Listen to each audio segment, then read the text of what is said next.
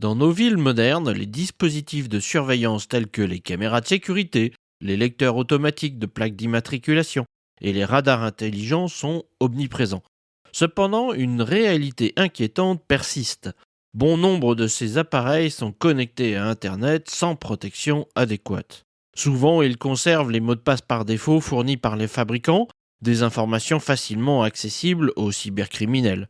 Cette négligence ouvre la porte à des attaques telles que le piratage de caméras permettant à des individus malveillants de surveiller, manipuler ou même désactiver ces dispositifs à distance.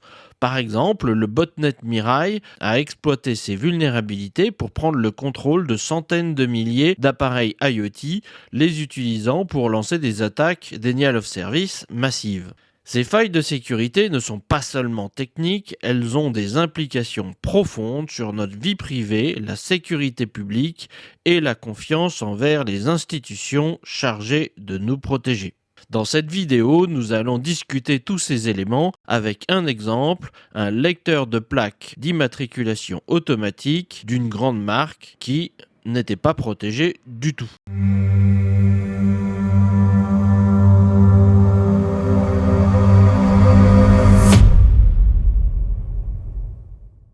Les dispositifs de surveillance tels que les lecteurs automatiques de plaques d'immatriculation collectent quotidiennement des données massives sur nos déplacements.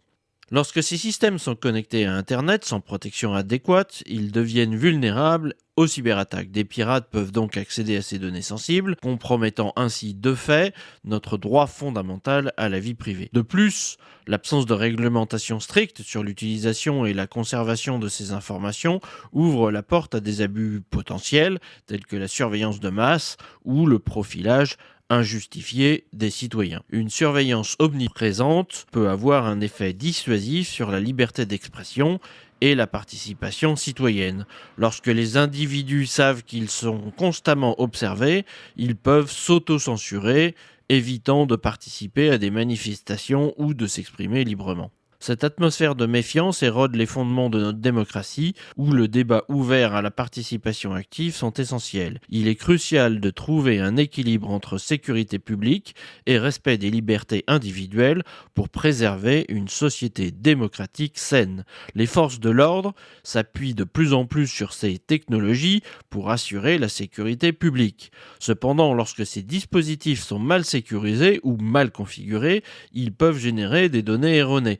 Ces erreurs peuvent conduire à des arrestations injustifiées, des amendes incorrectes ou des violations de droits civiques.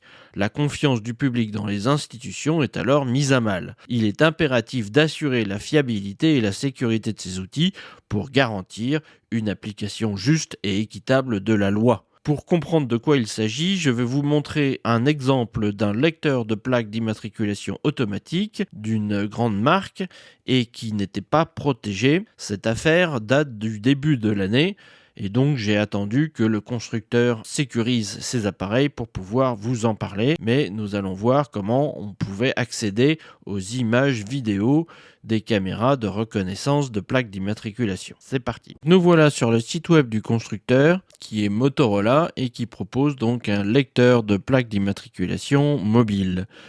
Sur leur site web dédié à ces solutions, nous voyons une publicité qui indique que leur système est capable de capturer de manière mobile de nombreuses plaques d'immatriculation, on peut dire en temps réel. Donc ensuite, ils indiquent que le temps des officiers de police est évidemment précieux et donc que leur système fait tout pour sauvegarder leur temps par des capteurs qui savent capturer des plaques d'immatriculation même en pleine nuit ou en conditions de vitesse importante des véhicules avec tout un tas de baratins marketing.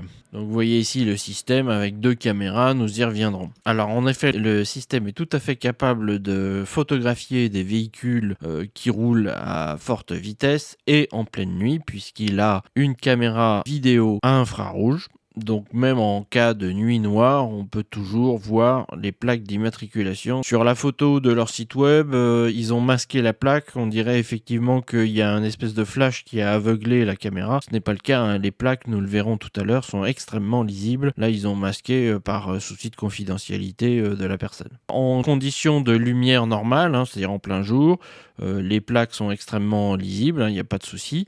Et donc le système peut repérer la partie de l'image où se trouve la plaque, faire une reconnaissance optique de caractère et rajoute des informations comme la datation et l'heure, ainsi que, on le verra, le style de véhicule et la marque. C'est pour ça que nous avions deux ouvertures dans le boîtier, une ouverture pour la caméra vidéo infrarouge et une ouverture pour la caméra vidéo de jour qui est en couleur. Donc le système s'accompagne d'un logiciel qui permet de capturer les images, de capturer les informations textuelles des plaques d'immatriculation et des modèles de voitures et de faire la gestion de toutes ces données. Nous le voyons, le système se compose d'un lecteur de plaques d'immatriculation. Alors il peut y en avoir un ou plusieurs. Et donc ces systèmes se connectent sur une unité centrale de reconnaissance de caractère. Donc un petit ordinateur finalement qui permet de connecter plusieurs caméras infrarouge couleur comme nous venons de le voir. Et sur un PC qui accède à cette unité centrale, nous avons le logiciel qui permet donc de faire le traitement de l'information, le stockage en base de données, etc. Voilà pour ce qui est de la présentation de ce système qui est assez performant puisque vous voyez que d'après ce qu'il raconte, il est possible de rechercher une plaque d'immatriculation et de savoir où elle se trouve, même s'il y a de nombreuses caméras vidéo qui sont connectées à un ou plusieurs boîtiers, de faire donc du filtrage sur une plaque complète ou une plaque partielle, de faire des analyses de prédiction d'où se trouve le véhicule, donc si un véhicule est repéré passant sur une route ou sur une autoroute, en fonction de sa vitesse, de la direction de la route, il est capable de prédire à peu près dans quel rayon il peut se trouver quelques minutes ou quelques heures après. Et donc on peut partager les données entre officiers de police, voire sociétés extérieures. Voilà pour la présentation de ce système. Et maintenant, nous allons voir comment on pouvait l'exploiter pour regarder les images et les données capturées par ces systèmes sans mot de passe.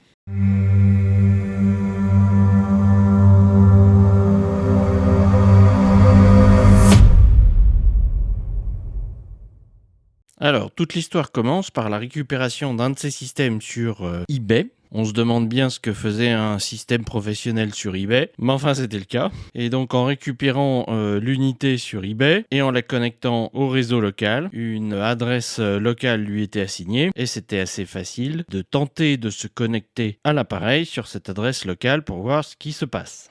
Et donc, ce qui se passe, c'est que ça donne une belle page 404. Alors, on la reconnaît, cette page, c'est la page qui dit que c'est pas accessible. Et ici, si on a l'œil aiguisé, on voit que ce n'est pas le message standard de la page 404. Déjà, il y a une petite faute de frappe, puisqu'il y a PL en majuscule pour please. Normalement, on s'attendrait à voir le L en minuscule. Et puis, ce n'est pas tout à fait le message d'une page 404.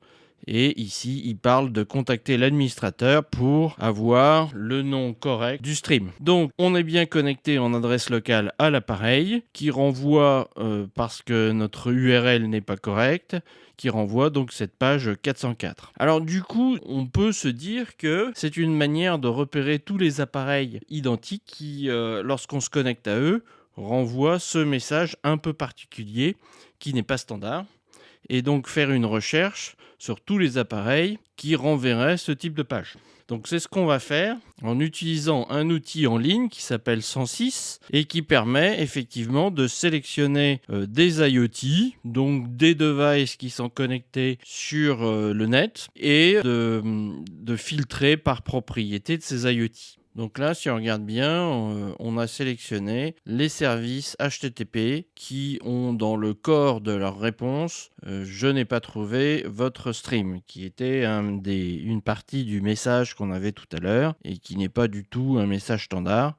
Donc on va regarder, grâce à cet outil qui a balayé l'Internet pour retrouver tous les périphériques qui sont connectés à l'Internet dans le monde entier, si certains correspondent à une requête HTTP qui aurait pour réponse je n'ai pas trouvé votre stream.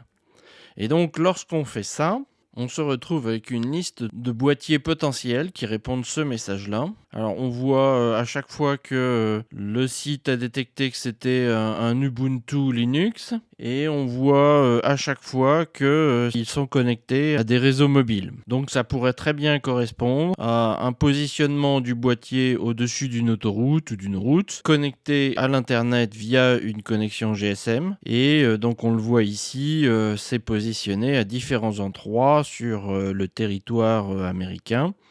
Donc on en a une dans l'Ohio et une autre au New Jersey et ainsi de suite. Donc grâce à cet outil, on va pouvoir comme ça lister finalement tous les boîtiers qui répondent à un message similaire au nôtre et donc espérer par là même que ces boîtiers sont bien des lecteurs de plaques d'immatriculation du même type et de la marque Motorola.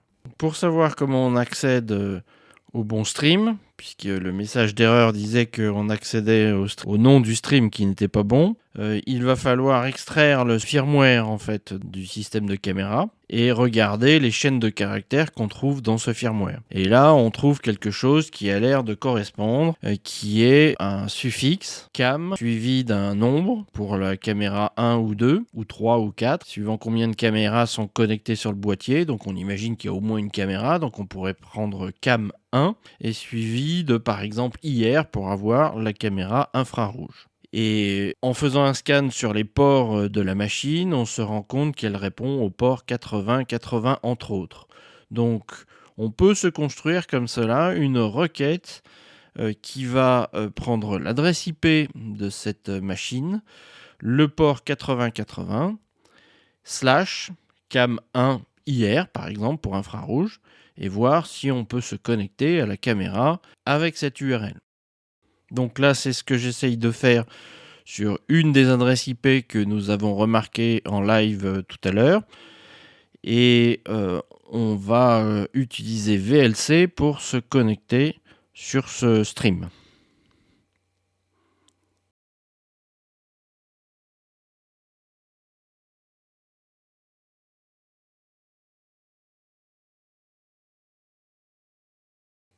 Alors évidemment, il ne faut pas se tromper dans l'URL. Hein.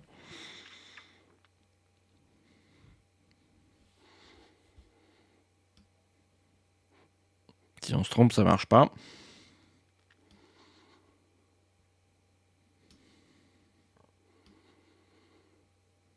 Et donc, quand on met la bonne URL, on voit qu'on arrive à se connecter à la caméra et on voit donc les plaques d'immatriculation avec la caméra infrarouge.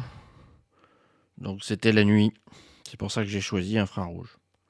Donc on voit le flux en temps réel de la caméra infrarouge et on peut même se connecter sur un autre port pour avoir les valeurs textuelles des plaques d'immatriculation qui sont reconnues par le système. Donc il y a deux ports, un port pour la vidéo et un port pour donner les informations textuelles de la marque du véhicule, de son modèle, de sa plaque d'immatriculation, de la date de l'heure, et une photo qui est attachée pour confirmer au cas où il y aura un doute. Donc vous avez deux streams, le stream vidéo et le stream qui donne toutes ces données qui ont été récupérées par la machine.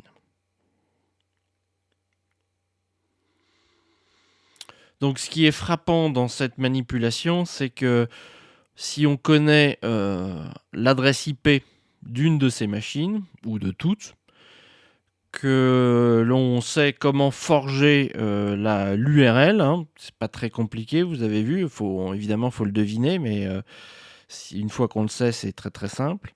Et vous avez vu aussi que si on sait tout ça, qui sont des informations qui sont trouvables, hein, la preuve, on va pouvoir se connecter au flux de données et au flux vidéo et obtenir toutes ces informations sans password, sans protection, sans barrière. Donc ici, nous avons quand même un magnifique exemple d'une machine qui fait de la reconnaissance de plaques d'immatriculation, qui est déployée dans tous les États-Unis, qui est une grande marque, hein, c'est pas une marque, bas de gamme, inconnue et qui offre, en libre service des flux de données vidéo et des flux de données, textuelles, qui, récupèrent donc automatiquement toutes les plaques d'immatriculation de chaque voiture qui passe. C'est quand même extrêmement inquiétant. Alors bon, évidemment, quand ça a été découvert, le, le constructeur a été averti, hein, et donc il a, remédié, assez rapidement au problème. Et donc aujourd'hui, on ne peut plus se connecter sur les boîtiers de cette manière. Mais combien d'autres objets IoT ont les mêmes problèmes, soit des mots de passe extrêmement faibles, soit des mots de passe standards qui sont ceux qui sont décrits dans le manuel. Donc du coup, si on a le manuel, on peut se connecter sur tous ces objets, soit carrément, comme ici, pas de mot de passe du tout. C'est quand même assez troublant parce qu'on peut se demander, les gens qui ont conçu le système, j'imagine qu'ils ont voulu que ce soit simple pour les officiers de police qui ne sont pas des informaticiens. Donc évidemment, à partir du moment où on commence à mettre des logins et des mots de passe et tout un tas de trucs, ça complique les procédures d'accès. Et de réparation aussi quand il y a un problème. Donc j'imagine qu'ils ont dû vouloir faire ça par souci de simplicité, puisqu'ils se vantaient sur le site que c'était un appareil qui était simple d'emploi, mais se rendre compte que la simplicité d'emploi va à l'encontre des intérêts des citoyens qui sont finalement du coup espionnés, hein, par ces systèmes, si quelqu'un s'y connecte de manière illégale. Ça pourrait être toutes sortes de personnes malveillantes ou carrément des États. Des États qui veulent mettre le bazar ou tout simplement faire de la surveillance de masse gratuitement et de manière assez facile finalement. Voilà, donc je voulais vous montrer ça. Ces images étaient prêtes depuis longtemps, mais j'ai pas eu le temps de les sortir. Donc c'est un bel exemple d'IoT dédié à la sécurité et aux forces de police qui était vendu comme cela, sans aucune sécurité, et qu'avec un peu d'astuce, on pouvait complètement deviner comment se connecter et voir et récupérer toutes les informations des plaques d'immatriculation.